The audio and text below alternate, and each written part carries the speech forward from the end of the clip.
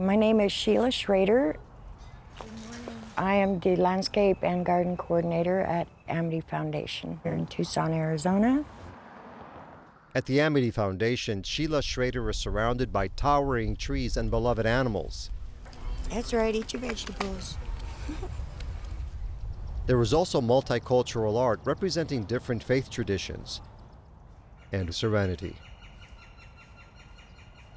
It's very beautiful to think about, the mystery of it all. And to me, it's just as good of a chapel as any other place.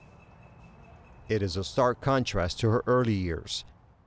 While growing up in Southeast Arizona, Schrader experienced poverty and witnessed domestic violence. In high school in the early 1970s, she tried marijuana, and from there, it kept on going. Cocaine, alcohol, meth, and then an addictive illegal opioid. I used heroin. That was my drug of choice when I came in. And I had been using it for about 3 years, which isn't very long compared to most people that we deal with. And that took me down every single road that they say it'll take you. I started snorting at first. I said I would never shoot it. I shot it. I said I would never steal from people. I stole. I said I would never lie to people. I lied. I sold myself. I prostituted. I did everything that they say you'll do. And never dreamed that I would ever do any of those things.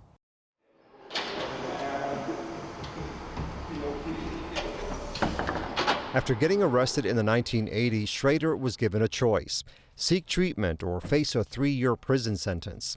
Initially, she chose prison. She actually thought it might be easier than a recovery program, but the judge asked her to reconsider. Schrader did, and the Amity Foundation Circle Tree Ranch became her oasis.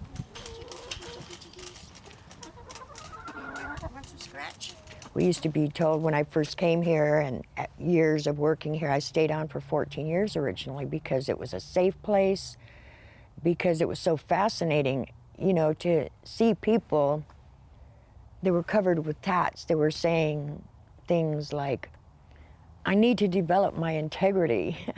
You know, to me it was just shocking to see people that were clearly came from places like I did that were speaking a completely different language.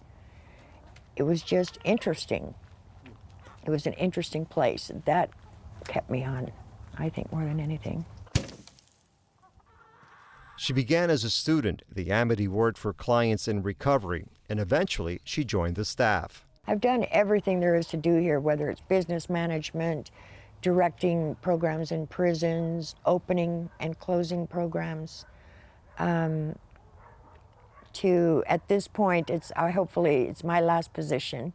I'm turning 66 in May, and I never plan on retiring, but I want to go down to fewer hours, but this will be my last job. And I intend to leave a legacy behind of good food and animals and what we're calling now the Seven Sisters Farm, because we have 7 female goats that are helping to maintain the gardens. Here comes the other ones. Come on, Loretta. They're all named after country western singers. At the Amity Foundation, the animals, gardens, and artwork are just some of the elements that are used on the sprawling 60-acre campus. Grounding is not only a term, it actually works. You know, you work with your hands, and it's very satisfying, and it really kind of connects you internally and externally in a very healthy way. Well, I don't think you can do both in March. President Rod Mullen says there's also an emphasis on nutritious food, acquiring new skills, and even taking walks with others so people can talk and learn from each other. Understanding how they got where they were. No one was born an addict, you know, so something happened in their past. And to understand, how did I get this way?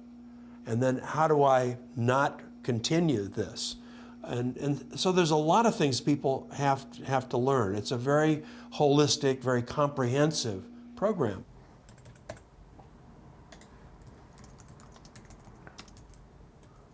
Dr. Esther Sternberg is with the University of Arizona's Institute on Place, Well-Being, and Performance.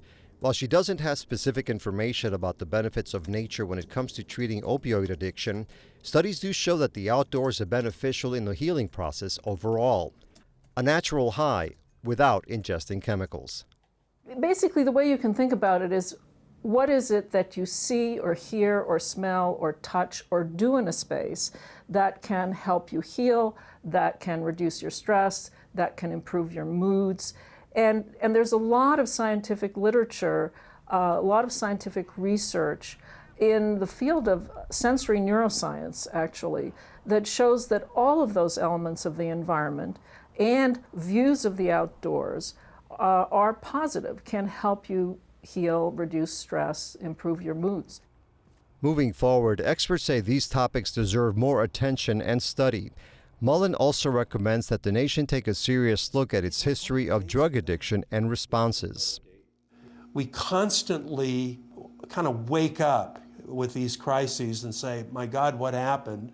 And act in a panicked way rather than a thoughtful, comprehensive way about this. And I don't know why we fail to really look at poverty and lack of opportunity and addiction, which are just a key lock.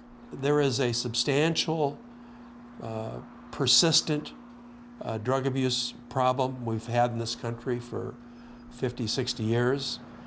We've largely spent our money on criminal justice and on trying to interdict drugs at the border. And you can see the folly of that in terms of the opioid crisis, which is the opiates they were manufactured right here. In the meantime, Schrader will continue to count her blessings. Inspiration, she says, is waiting to be discovered. For me, I found that my God, my love, my magic comes from outside, from the garden, and from seeing the seeds grow and helping the babies be born, the baby goats and the chickens and the eggs. There is something much bigger than all of us. Sheila, what's your message to people who say, none of this is going to help, I'm a lost cause? I say to them, because I know they're afraid, you like to take chances. You like to take a risk. Try this. You want to try something different, something that scares you. Let's give this a shot. It'll pay off.